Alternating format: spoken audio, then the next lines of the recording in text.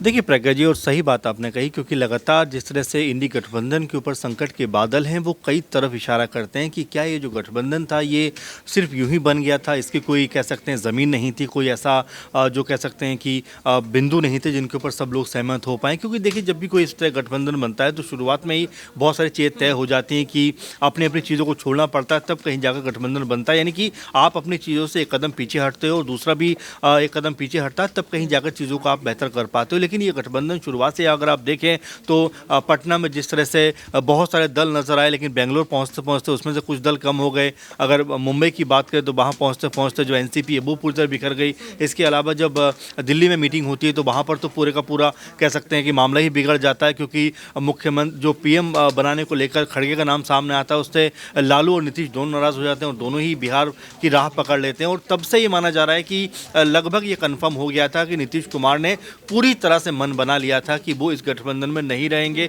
और इसके बाद जिस तरह से 2 दिन पहले पूरा खेल बिहार में हुआ, ये पूरे देश के सामने है। तो अगर पूरे माहौल को समझा जाए तो ये कहा जा सकता है कि पहले से ही अविश्वास की जो नींव थी वो रख चुकी थी और कोई भी विश्वास में आपस में नहीं था। क्योंकि ना सिर्फ हम ममता बनर्जी की बात कर सकते हैं, आम आदमी पार्टी की बात कर सकते हैं, बल्कि अगर सभी दलों को आप देखें, क्योंकि जो उद्धव ठाकरे की शिवसेना वो भी ये बात कह रही थी कि भाई हम इतनी सीटों पर चुनाव लड़ेंगे। खैर अभी उसको लेकर मामला कहीं ना कहीं लगता है सुलझ गया, लेकिन अभी पूरी तरह से कंफर्म नहीं है। अगर यूपी की बात करें इन सबको छोड़कर, तो यूपी में भी कांग्रेस पार्टी को सिर्फ 11 सीटें दी गई हैं। उसको लेकर भी ये कहा जा रहा है कि कांग्रेस पार्टी खुश नहीं, क्योंकि जिन सीटों पर कांग्रेस पार्टी को जिम्मेदारी दी गई है चुनाव लड़ने की, वो भी ऐसी सीटें जिन पर लगातार कांग्रेस पार्टी की हार होती रही है। तो कुल मिलाकर अगर कांग्रेस पार्टी के लिहाज से देखा जाए तो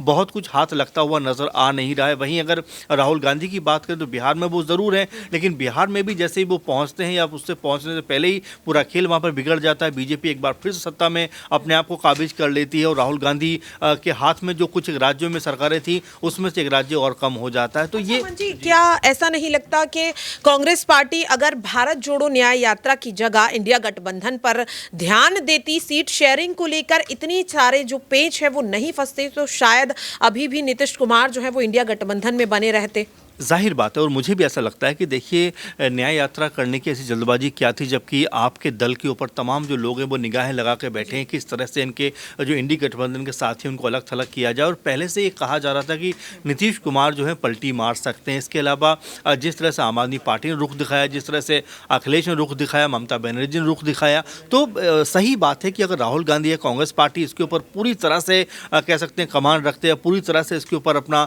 पकड़ रखते तो शायद आज ये नौबत नहीं आती। क्योंकि कांग्रेस पार्टी के लगातार ये कहा जाता है कि जो बने बनाए मौके होते हैं उसको ही वो गवा देते हैं, और ये उसका बहुत बेहतर एग्जाम्पल हो सकता है कि जिस तरह बिहार में जो मुख्यमंत्री नीतीश कुमार उन्होंने ही शुरुआत करते हैं और वही इससे अलग हो जाते हैं। यानी कि आप लोगों को संभाल नहीं पा रहे, और ये सबसे बड़ी नाकामयाबी है कांग्रेस पार्टी की कि जो उनके साथ में है वो उनको भी संभाल नहीं पा रहे हैं, इसीलिए लगातार उनकी हर जगह पर हार हो